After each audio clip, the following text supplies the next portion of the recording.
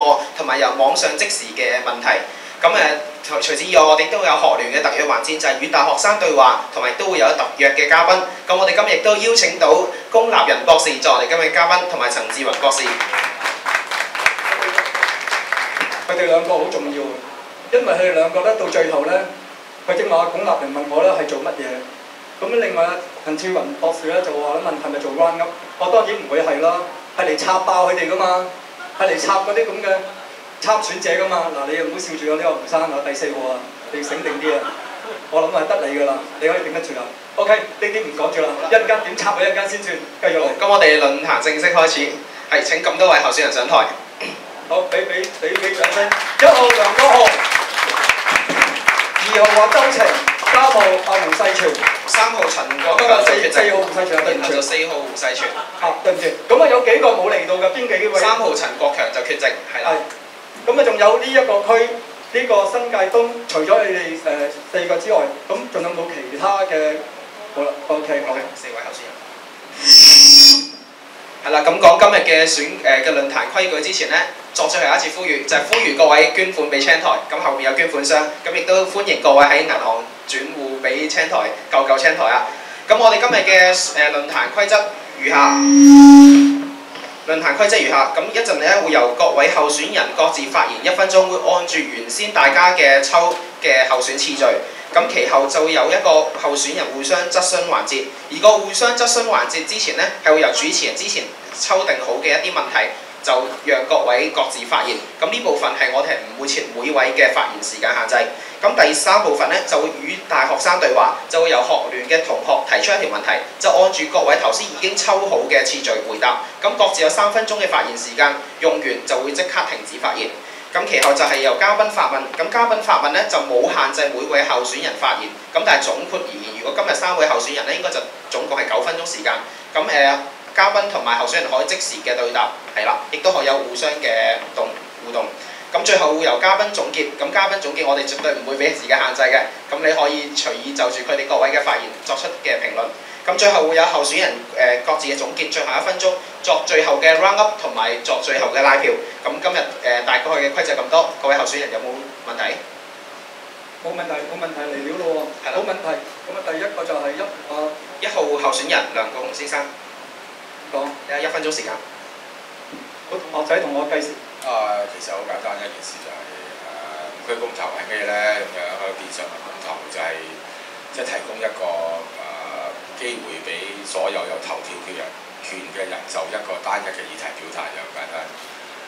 咁我而家最惆悵咧就係呢個泛民嘅主流派佢遲遲都冇表態，即係到底係咪佢哋會叫人去投票？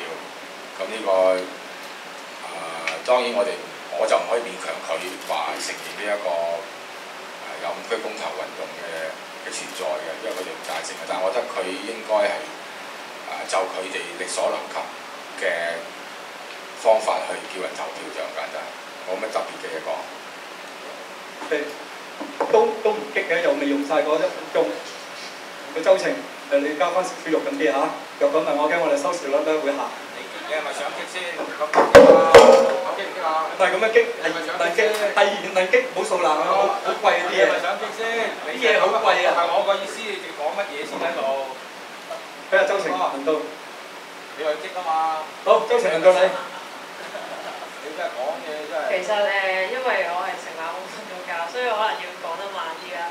咁其實個今次公投嘅理念其實長毛講咗啦，咁我可能即係集中翻講翻大專2點解出嚟參選。咁除咗係即係我哋想啟動公投啦，而且更加重要嘅就係我哋相信咧516嘅公投係一個開始，唔係一個結束。即係無論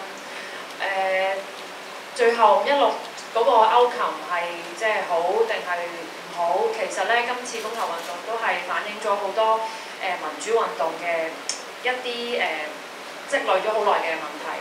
咁我哋希望其實除咗我哋帶自己議題出嚟討論之外，都希望咧其實公眾咧喺516投完票之後咧，都真係唔好就係投嗰票咁簡單，而係咧大家都一齊去諗下，究竟我哋民主運動應該點樣繼續行落去。好，4個胡世全。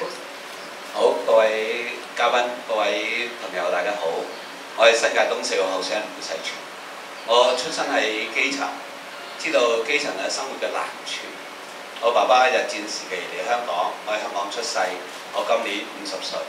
我做咗幾十年嘢，我做過酒樓侍應，我揸過的士，我做過貿易公司嘅董事。咁我知道呢，我呢次參選呢，其實呢係同樣係爭取民主嘅。咁但係呢，我覺得改善民生係同樣重要。咁我希望透過呢次參選呢，就希望呢可以出政呢政府呢，盡快呢就答應市民嘅要求。睇到而家市民呢，好希望有居屋嘅要求，我促請政府呢，盡快興建公屋、居屋同埋夾屋。醫療保障呢，就其實呢，政府有責任呢去承擔呢樣嘢嘅。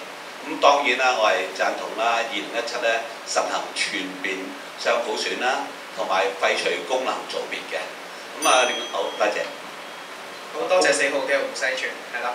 我睇佢個樣仲想講。原來咧係第一次參選咧，啲人可以。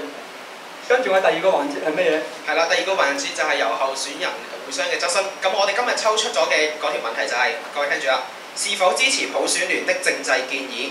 你所屬意嘅政制安排點解會比普選聯個更加好？請各位候選人自由發揮。時間開始。先啦。其實我唔係好知呢個普選聯講嘅，因為我冇時間做領取。我個問題就係授權嘅問題。呢、個普選聯裏邊有大約係18票到啦。其實共產黨同你傾就唔係傾緊個普選，就傾緊個18票。